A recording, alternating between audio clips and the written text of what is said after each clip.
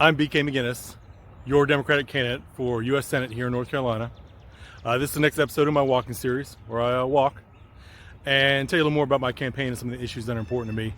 So I've got my running shoes on.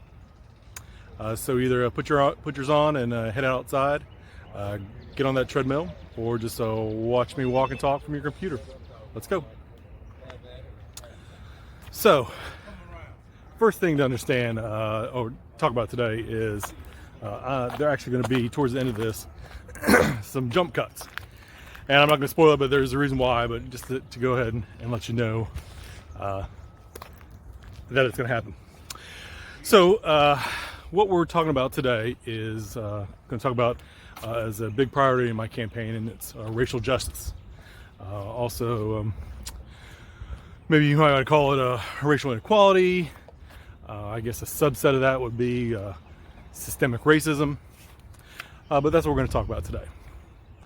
And so as I'm thinking about this video today, and kind of I get that question a lot here in the campaign trail in terms of some questionnaires from groups, what are your priorities?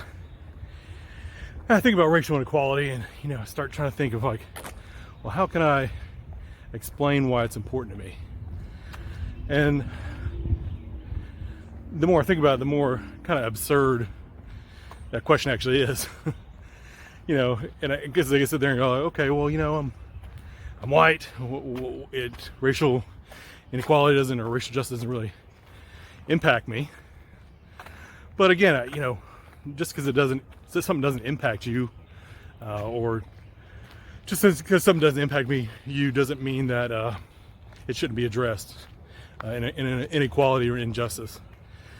And at the same time, too, same time, just because I'm not receiving any type of benefit from working towards it, doesn't mean that it's something I shouldn't be doing as well. So, there doesn't need to be a benefit, and there really shouldn't be any justification for it. But one of the things I could say is maybe the reason why it's so important to me, or maybe comes from being raised Catholic, going to Catholic school most of my life, and going on the concept that significant story I always think about is Good Samaritan. Hey, we're all God's children. Love thy neighbor as thyself.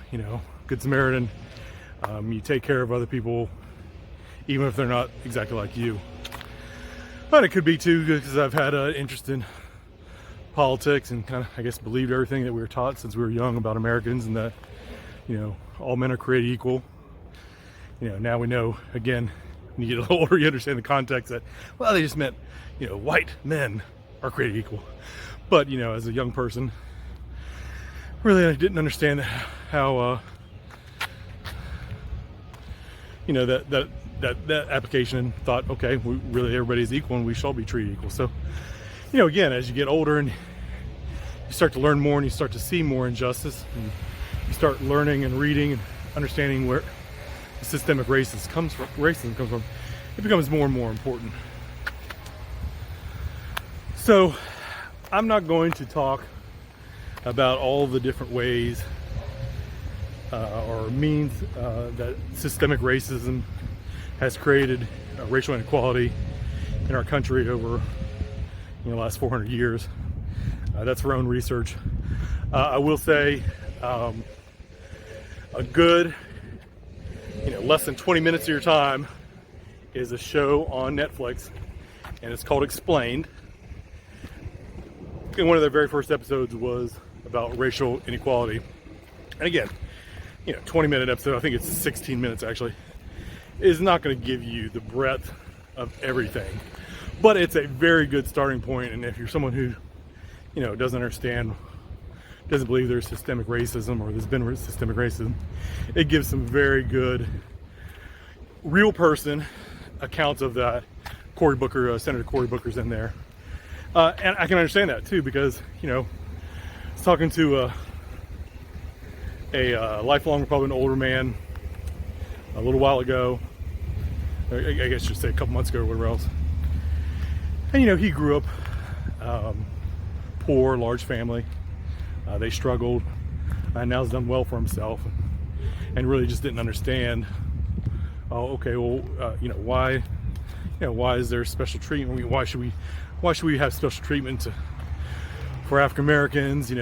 Systemic racism isn't really true. And it's understandable at the same time, because in our history books, we learn about slavery, and I think they do a decent job of helping us understand the severity of it. But then, slaves are free, so everything's okay, and then they teach a little bit about Jim Crow law and how black people, were prevented from voting, but they really don't talk a whole lot about really how impactful that was, and how that basically prevented 99% of the black people who were voting before those laws to stop voting. But they teach a little about Jim Crow law, and then they don't really talk about anything. And then they talk about civil rights around 1960s, and Martin Luther King, and then black people have the right to vote, and now everything's awesome. And everybody's equal. It's great. They got voting rights, and it's just not the case. And so again, that's why it's too much to get into. But watch that explained racial equality gap. Talk about things like redlining, and give you a better sense as far as where that systemic racism comes from. But I'm going to talk about an event that occurred and really changed my life a couple years ago, and went from someone who understood that there was systemic racism and thought it was a problem, but didn't necessarily, outside of what I personally did a lot to change it, to someone who now again is running for office, and a big driver of that is focusing on racial inequality. And quite frankly, even though that's my number 2 priority, most of my priorities actually center around that at the same time too. They just don't necessarily aren't directly addressing it. So a couple years back, they had the TV show The Watchmen on HBO, and it brought to light to everybody the Tulsa Massacre. If you don't know it, read it, look up Tulsa Massacre, watch The Watchmen. Good series. They talk about it in the first 10 minutes basically, so you don't have to watch too much of it. But it made me, so I was reading, I love Wikipedia, started reading Wikipedia about it, and it mentioned something about Wilmington, North Carolina. Now I understand, except for a couple months here or there or whatever else, I've lived in North Carolina my whole life. I'm 46, almost 47. Lived in North Carolina my whole life.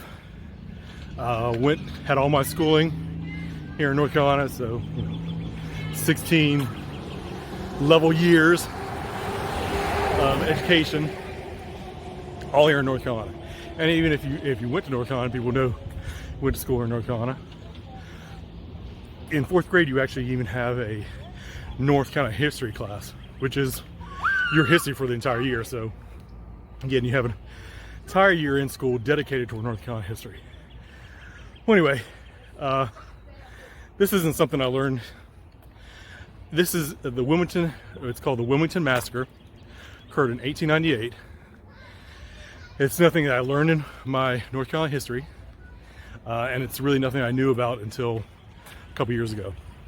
And I'm not going to talk about the event too much in detail, because again, it's better, I recommend going to Wikipedia and looking up the event, 1898 Wilmington Massacre, and reading about it. But I'll give you a brief synopsis real quick. Is essentially white Southerners weren't happy not being able to vote because they were locked out after the Civil War. But black people were voting at that point in time. They were given the right to vote, and they'd actually formed a party with poor white farmers called the Fusion Party. And the Fusion Party actually dominated a lot of North Carolina politics after the Civil War.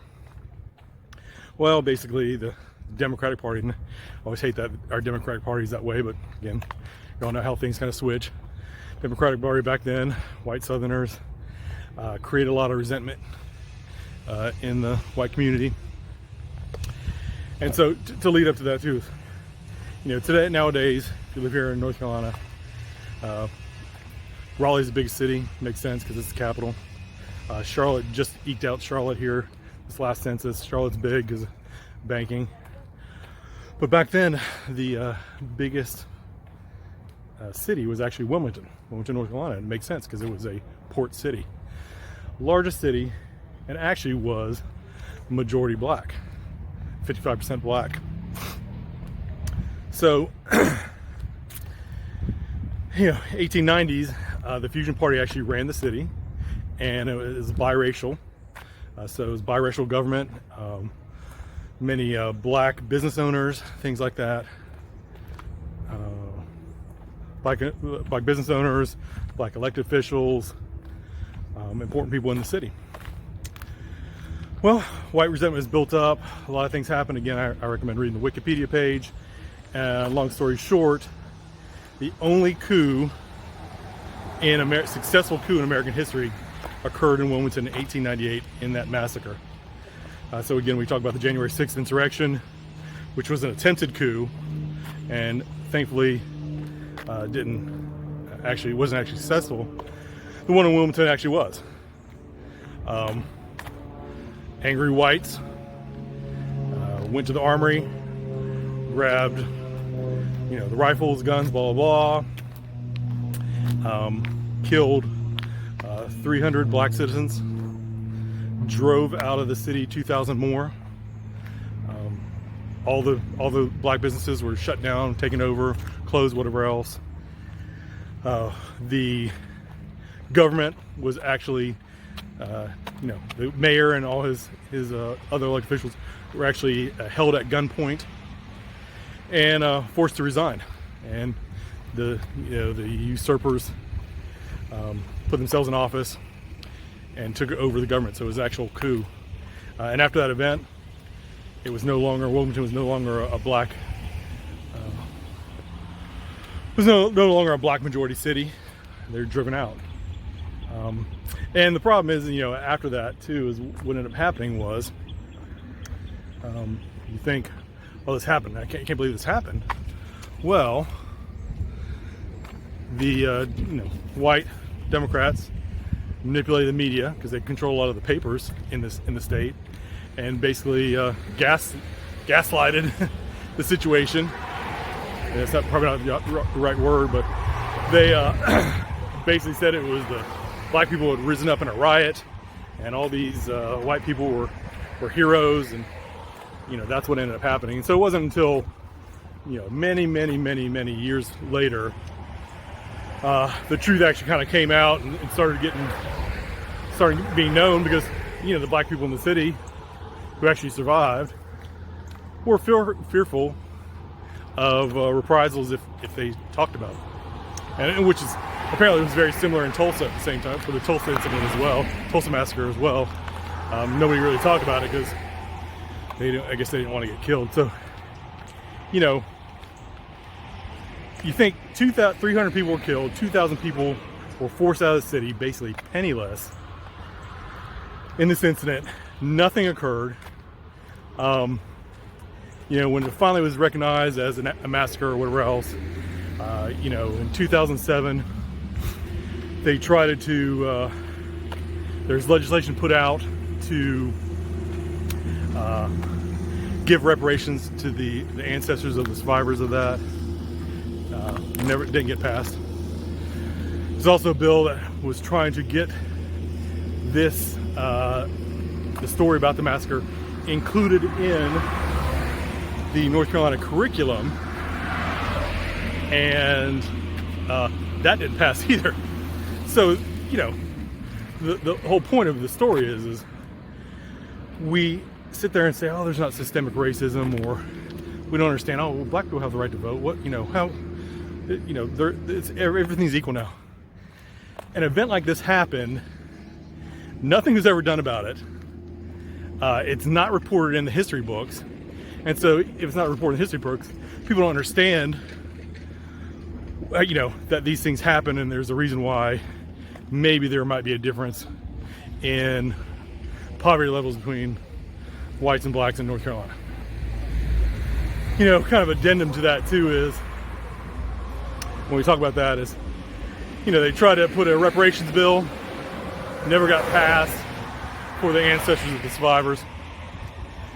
In contrast, you look at Germany, who since 1952, every year has been making payouts to Holocaust survivors. And so, here in 2021, to give you an understanding as far as how much money they actually are paying out, they paid out $625 million just in 1 year. 1 year. That's not, again, they're doing that basically every year for the, I think it's 290,000 remaining survivors of the Holocaust. And again, most of them are, in their late 80s, older than that. And so it's most of the money is going towards taking care of them. And so again, I'm bringing this up as an example, not to compare a comparison between the two events, because obviously huge scale difference between those two events. But what I'm trying to indicate is, Germany can sit there and put out $625 million every single year, but North Carolina, or even the federal government for that matter, can't do a one-time reparation for these families. And again, I got even addendum on that addendum.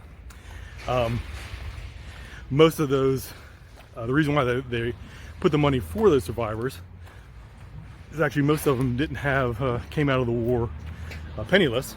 Makes sense. Again, they're Jews and or people who were taking, all their stuff was taken out of. They came out of the war penniless and basically lived an impoverished life, were impoverished for the remainder of their life. So you got to think then too, if they came out of the war and they lived all this time impoverished, what for the Wilmington Massacre survivors, who again were driven out of the city, left penniless, what is the long-term impact for them, not only for them, but then for their ancestors as well? So, so this is just one event, but you have to understand, and it's a severe event, but you have to understand that obviously things like this, we have other ones like Tulsa, there's another one I think in Florida, I can't remember the name off the top of my head right now. These huge events that happen, but also all these other micro events and other things that occurred that have caused the racial inequality that we have today, and they haven't been rectified.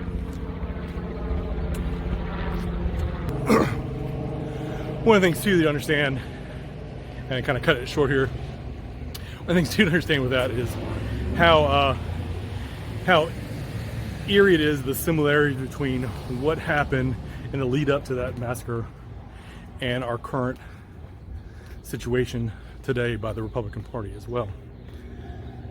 And what I mean by that is, they built up a racial resentment.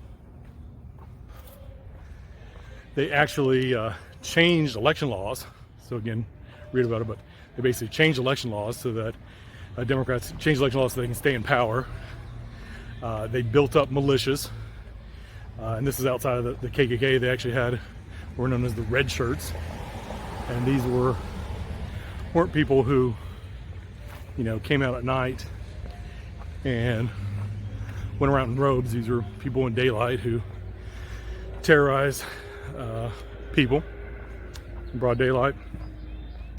And then after the fact, they changed the narrative. And so again, these are all things that are happening right now with the Republican Party. So that's understanding, again, these small events, large events, small things, to understand why there actually is racial inequality today. So what did we learn today? We learned about that using the Wilmington Massacre as an example, there are events both large and small that have created that racial inequality gap. And so that's why, when we talk about today, there's big discussion about history books and what's included and systemic racism. That's why it's important that those things are included in there, because if people don't understand those events, then they don't understand why there is a need to deal with racial inequality. Now the question though becomes, and what we'll learn in part 2 is, we've traditionally tried to deal with the racial inequality gap directly, but there's some problems and issues that come from that, and why dealing with it indirectly might be better, and how we can do that. So I'm BK Maginnis. I'm going to keep walking a little bit. I don't know if you will, but been good talking to you today. I'm BK Maginnis, your Democratic candidate for U.S. Senate. I'll talk to you soon. Take care.